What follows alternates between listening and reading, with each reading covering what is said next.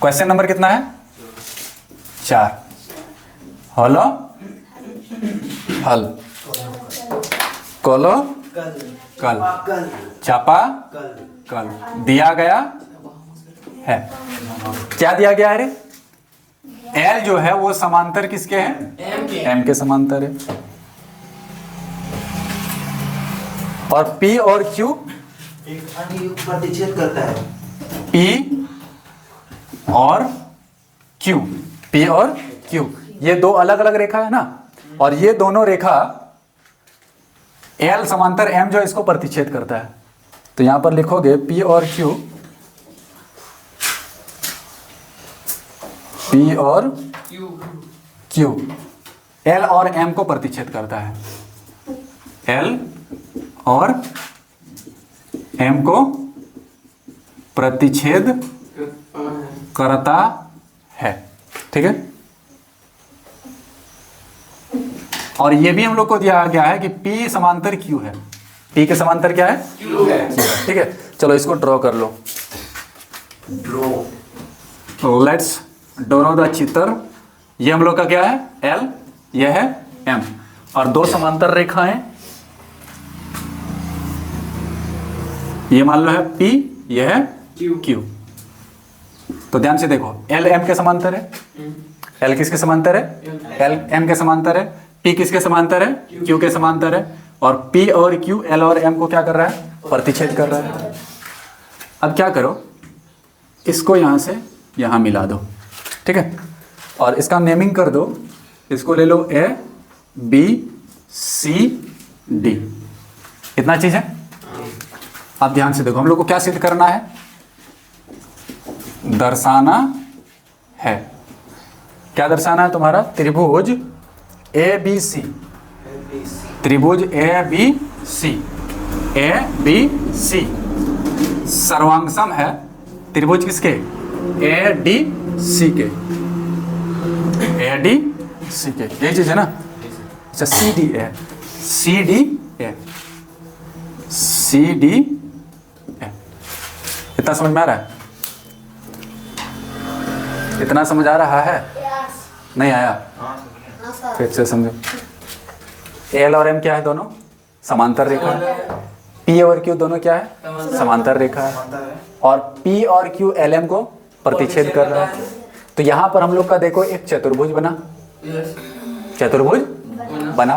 फिर इस बीच में हम लोग एक विकर्ण डाल दिए तो दो त्रिभुज बन गया। तो ये दोनों त्रिभुज को हम लोग को क्या प्रूव करना है? सिद्ध, सर्वांगसम ना। दोनों त्रिभुज को क्या सिद्ध करना है? सर्वांगसम। तो यहां पर क्या लिखेंगे हम लोग? परामान। चलो थोड़ा इसको शॉर्टकट लेके जाते हैं। त्रिभुज कौन सा? ए बी सी, और त्रिभुज सी डी ए में, त्रिभुज ए बी सी और सी डी ए में। ध्यान से तुम लोग देखो, पहला तो इसी को ले लो, ए सी बराबर ए सी है। ए सी जो है दोनों त्रिभुज में है। ए सी क्या है? दोनों त्रिभुज में है।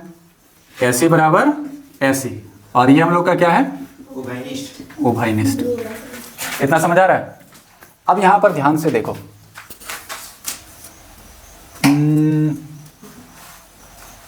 किसको किसको ले, यहां देखो तुम्हारा P और Q दो रेखा है। P और Q दो रेखा है, और इसका ये वाला क्या है? तिर्यकछेदी रेखा है। तो ये वाला कोण और ये वाला कोण आपस में क्या हो जाएगा? बराबर होगा और एकांतर होगा।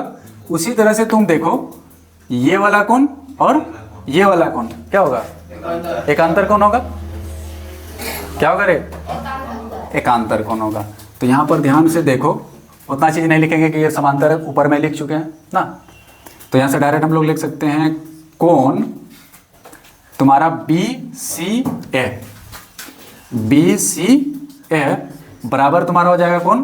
सी ए डी, कौन? सी ए डी, ठीक है। उसके बाद अब इस दोनों को देखो, इसको और इसको, ये क्या हो जाएगा? कौन? बी ए सी, कौन? बी ए सी। ध्यान से देखो, बी ए सी बराबर हो जाएगा तुम्हारा कौन? डी सी ए, डी सी ए, कौन डी सी ए। यहाँ पर क्या मिला हम लोग को? साइड। यहाँ पर क्या मिला है? एंगल। यहाँ क्या मिला है? एंगल। क्या है? एंगल।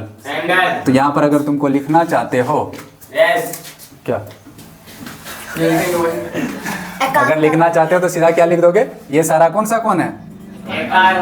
एकांतर कोण है। ठीक है, और एकांतर कोण क्या है?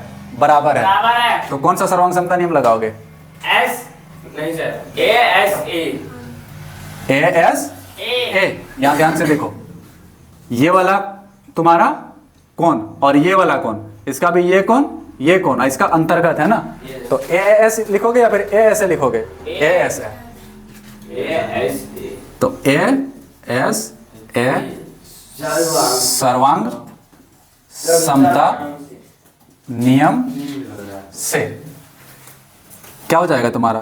त्रिभुज ए बी सी सर्वांग सम हो जाएगा त्रिभुज सी डी ए के। सी डी ए के।